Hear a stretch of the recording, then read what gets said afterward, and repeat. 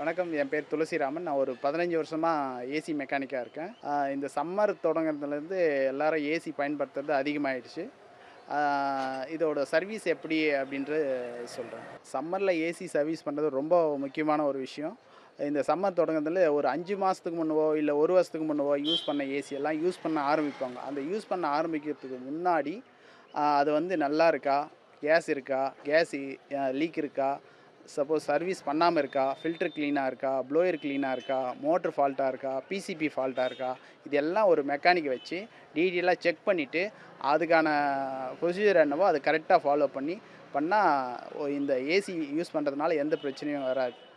இது ஏசியை சர்வீஸ் பண்ணாமல் அப்படியே ஆன் பண்ணி யூஸ் பண்ணுறாங்கடான்னா, அது உள்ளே இருக்க டஸ்ட்டு மூலமா அது மோட்டர்லாம் வீக் ஆகி, போர்டு பிசிபிலாம் டஸ்ட் இருக்கும். அந்த டஸ்ட்டுனால பிசிபிலாம் ஃபால்ட் ஆகி, அதுவும் இல்லாமல் கேஸ் லீக் இருந்ததுனா கேஸும் போயிட்டு கேஸ் லீக் அந்த டைமில் தான் லீக் ஆகுதுடான்னா, அது ஃபயரபிள் கேஸாக இருந்ததுன்னா எலக்ட்ரிக்கல்ஸ் இந்த பிசிபி எலக்ட்ரிக்கல் இருக்குல்ல, அதனால ஷார்ட் சர்க்யூட் ஆகி பர்ன் ஆகிறதுக்கும் வாய்ப்பு இருக்குது. ஏசி ஃபயர் ஆக்சிடென்ட் அந்த மாதிரி நடக்கிறதுல அது வரதுக்கும் வாய்ப்பு இருக்குது. ஏசி கரெக்டாக சர்வீஸ் பண்ணி ஒரு கரெக்டான மெக்கானிக்கை பார்த்து நம்ம சஜஷன் இவங்க பண்ணால் நல்லாயிருக்கும், இவங்க செஞ்சால் நல்லாயிருக்கும் அப்படின்னு நமக்கு ரெகுலராக பண்ணுறவங்க யாரோ அவங்கள கூப்பிட்டு சர்வீஸ் பண்ணிங்கன்னா உங்களுக்கு ஏசி பயன்பாடு ரொம்ப நல்லாயிருக்கும். இந்த ஏசி வாங்கி 4 வருஷம் தான் ஆகுது, இல்லை 1 வருஷம் தான் ஆகுதுன்னு சொல்லுவாங்க. 1 வருஷத்தில் நான் ஏன் சர்வீஸ் பண்ணேன்னு கேட்பாங்க. நீங்கள் 3 மாதத்தில் ஒரு ஏசி வந்து நல்லா ரன்னிங்கில் இருக்குடான்னா 1 மாதத்துலேயே உங்களுக்கு டஸ்ட்டு சேர ஆரம்பிச்சிடும். நீங்கள் ஒரு 3 மாதத்துக்கு ஒரு டைம் ஜென்ரல் சர்வீஸே பண்ணிக்கோங்க. அதுக்கு அடுத்து வேணும்னா டீப் சர்வீஸ் பண்ணிக்கோங்க. ஒரு வருஷம் வந்து ஜென்ரல் சர்வீஸே பண்ணிக்கோங்க. அதுக்கு அடுத்த வருஷம் coil Anand blower Anand assemble பண்ணி திரும்ப ஃபிக்ஸ் பண்ணுற மாதிரி அந்த மாதிரி டீப் சர்வீஸாக பண்ணிக்கோங்க. இப்போதைக்கு வந்து அந்த மாதிரி பண்ணுறது தப்பான ஒரு செயல் தான். அந்த சர்வீஸை அந்த மாதிரி சொன்னாவே நம்மளுக்கு தான் பிரச்சனையாகும். கேஸ் லீக் இருக்கா, இல்லை சர்வீஸ் பண்ணலையா, சர்வீஸ் பண்ணதுனால நம்மளுக்கு த்ரோட் இன்ஃபெக்ஷனு இது மாதிரியான வரதுக்கான வாய்ப்பும் இருக்குது. ஏன்னா இந்த ஏர் கண்டிஷனர் வந்து ரூமுக்குள்ளே இருக்க காற்றை கண்ட்ரோல் பண்ணி தான் நம்மளுக்கு கூலிங்காக கொடுக்குது. அது தனியாக போயிட்டு வெளியே இருந்து காற்று எடுத்துகிட்டு வரல. ரூமுக்குள்ளே இருக்க டெஸ்ட்டோ இல்லை ஃபேனுக்கு மேலே இருக்க டெஸ்ட்டோ எல்லாமே கீழே அந்த ஏசிக்குள்ளே தான் வந்துடும். அதனால் பக்காவாக சர்வீஸ் பண்ணிவிட்டு யூஸ் பண்ணுறது ரொம்ப நல்லது. ஸ்டெப்லைசர் வச்சு கம்பல்சரி போடலாம் சார். அது ஸ்டெப்லைசர் வந்து நம்ம யூஸ் பண்ணுற கரண்ட்டை வந்து ஏசி ஆல்டர்னேட்டிவ் கரண்ட்டு கரெக்டான வோல்டேஜோ இல்லை ஒரு சீரான மின்சாரமோ நம்ம இஷ்யூ இருக்குது. அந்த மாதிரி ப்ராப்ளம் வரும்போது ஸ்டெப்லைசர் ஹையாக வந்தாலும் சரி, லோவாக வந்தாலும் அதுக்கேற்ற மாதிரி சமமாக கொடுக்க ஆரம்பிச்சிடும். அதனால் வந்து ஸ்டெப்லைசர் யூஸ் பண்ணுறது பெஸ்ட்டு தான். பெட்ரோல் டீசல் ஜென்ரேட்டரு அது யூஸ் பண்ணலாம் சார். அதுக்கான கேவி என்ன கிலோவாட் எடுக்கிறோமோ அதுக்கான கெப்பாசிட்டி உள்ளதாக நம்ம யூஸ் பண்ணணும். அதுக்காக நம்ம 600 விஏ இருக்க ஒரு ஜென்ரேட்டர் வந்து நம்ம யூஸ் பண்ணோம்னா அது ஒரு 1 டன்னுக்கு தான் சப்போர்ட் ஆகும். அது 2 டன்னுக்காக போட்டால் ரொம்ப அடி ஆகும். கம்ப்ரஸர் வோல்டேஜ் ட்ராப் ஆகும். இது மாதிரி பிரச்சனைலாம் வந்து கம்ப்ரஸர் வீக் ஆகும், கெப்பாசிட்டர் வீக் ஆகும், பிசிபி அடி வாங்கும். இந்த ப்ராப்ளம்லாம் இருக்குது. அதனால் ஜென்ரேட்டர் யூஸ் பண்ணால் தகுந்த கெப்பாசிட்டி உள்ள ஜென்ரேட்டர் யூஸ் பண்ணிக்கலாம். கம்ப்ரஸர் கண்டிப்பாக செக் பண்ணணும் சார். கம்ப்ரஸர் நல்லா இருக்கா, ஆம்ஸ் எவ்வளோ வருது, இந்த ஏசிக்கு இவ்வளோ ஆம்ஸ் தான் வருதா, அதை முதல்ல செக் பண்ணணும். அந்த கேஸ் லெவல் எவ்வளோ பிஎஸ்ஐ வைக்கிறோமோ அந்த பிஎஸ்ஐ கரெக்டாக இருக்கா, அதை முதல்ல செக் பண்ணிக்கணும். அதை செக் பண்ணிவிட்டு அதுக்கப்புறமேல்ட்டு சின்ன சின்ன ஃபால்ட் வரும். இப்போது ஒரு ஏசி ஓடுது, கொஞ்ச நேரம் கூலிங் வருது, அதுக்கு அடுத்த பாரு கொஞ்ச நேரம் ஓடி அதுக்கப்புறம் கட் ஆகிடுதுங்க அப்படின்வாங்க. அந்த டைமில் வந்து கெப்பாசிட்டி வீக்காக இருக்கும் அந்த கம்ப்ரஸர் சைடு. அதெல்லாம் செக் பண்ணி பார்த்துட்டு மெக்கானிக் மூலிமா வச்சு செக் பண்ணி பார்த்துணும். இந்த ஃபால்ட்டை சொன்னாவே அவங்களே செக் பண்ண ஆரம்பிச்சிடுவாங்க. ஏசி போடும்போது ஃபேன் போடக்கூடாதுன்னு ஒன்று சொல்கிறாங்க. ஆமாம் சார். ஏசி போடும்போது ஃபேன் யூஸ் பண்ணக்கூடாது. ஃபேன் யூஸ் பண்ணும்போது ஏசி யூஸ் பண்ணக்கூடாது.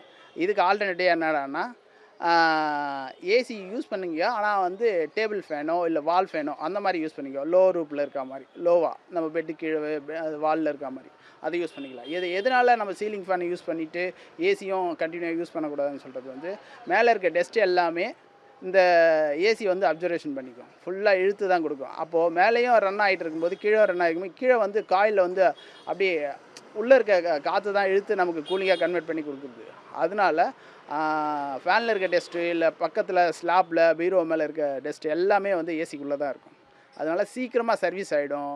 பிசிபி ஃபால்ட் வரும், மோட்ரு வீக் ஆகிடும், ப்ளோயரில் ஃபுல்லாக ஃபார்ம் ஆகிடும். அதனாலே லீக்காகவும் வரத்துக்கு வாய்ப்பு இருக்குது. ஒரு ஏசினாவே இன்டோர் அவுட்டோர் அந்த ரெண்டுமே வந்து சர்வீஸ் பக்காவாக இருக்கா. இப்போ மொட்டை மாடியில் இருக்குது, அது வந்து மழை வெயில் எல்லாத்துலேயும் இருக்குது. ஆனால் அது அந்தளவுக்கு சீக்கிரமாக ப்ராப்ளம் வரத்துக்கு வாய்ப்பு கம்மி தான்.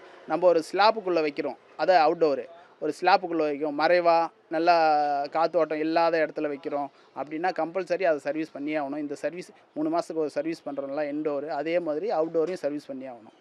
இன்டோர் எப்படி சர்வீஸ் பண்ணுறோமோ அதே மாதிரி அவுட்டோரையும் சர்வீஸ் பண்ணிட்டோம்னா எந்த பிரச்சனையும் இல்லை.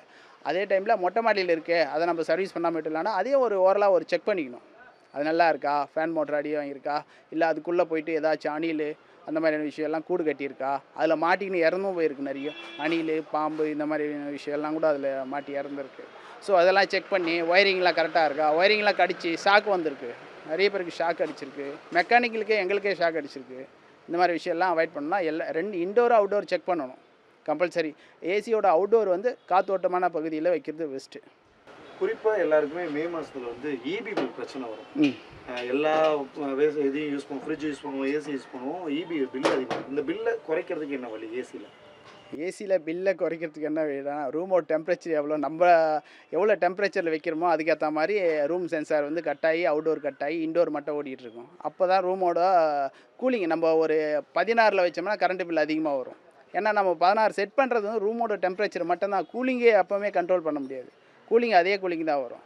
அப்போது வைக்கும்போது கண்டினியூவாக ஓடிக்கிட்டே இருக்கும் அவுட்டோர். இப்போ நமக்கு அவ்வளோ தேவையில்லை அப்படின்னு சொன்னோம்னா ஒரு 20, 25 மேக்ஸிமம் கவர்மெண்ட்டில் அலோடு 24 அந்த மாதிரி தான் சொல்லிகிட்டு இருக்காங்க. இதனால் என்ன ஆகுதுன்னா கரண்ட் பில்லு கூட வரும். இதுக்கு தான் ஆல்டர்னேட்டிவாக என்னடா இன்வெர்ட்ரு ஏசி அப்படின்னு சொல்லிட்டு வருது, அதை வாங்கி கூட யூஸ் பண்ணிக்கலாம். இப்போ பராமரிப்பு இல்லாமல் நம்ம யூஸ் பண்ணுறோன்னு வச்சுங்களேன், அதனால் என்ன ஆகும்னா கூலிங் எஃபெக்ட் கம்மியாகிடும். நம்மளுக்கு காயிலில் ஃபுல்லாக டஸ்ட்டு சேர்ந்துருக்கும். ஃபில்டரை மட்டும் க்ளீன் பண்ணி போடுவாங்க.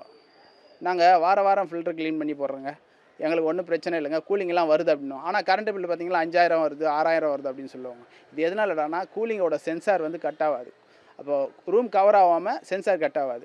ரூம் கவர் ஆகலைன்னா கூலிங் எஃபெக்ட் கம்மியாக இருக்குது. கூலிங் எஃபெக்ட் கம்மியாகுதுன்னா கூலிங் காயில் இருக்க டஸ்ட்டை வந்து ரிமூவ் பண்ணால் தான் உங்களுக்கு ஃபுல் கூலிங் நல்லா வரும். அதனால் இந்த சர்வீஸ் பண்ணாதனால gas leak, compressor weak, PCB weak ஆகுது, இதெல்லாம் ஃபால்ட்டு வரும். இதெல்லாம் கரண்ட்டு பில்லோடு சேர்த்து இதெல்லாம் ஒரு செலவாக வந்துடும். அது பெருசாக பாதிக்கும். ஏசியை ஸ்பாயில் ஆகிறதுக்கும் வாய்ப்பு இருக்குது. கம்பல்சரி சர்வீஸ் பண்ணி யூஸ் பண்ணுறது ரொம்ப பெஸ்ட்டு. உடனுக்குடன் செய்திகளை தெரிந்து கொள்ள சன் நியூஸ் பெல் ஐகானை கிளிக் பண்ணுங்கள்.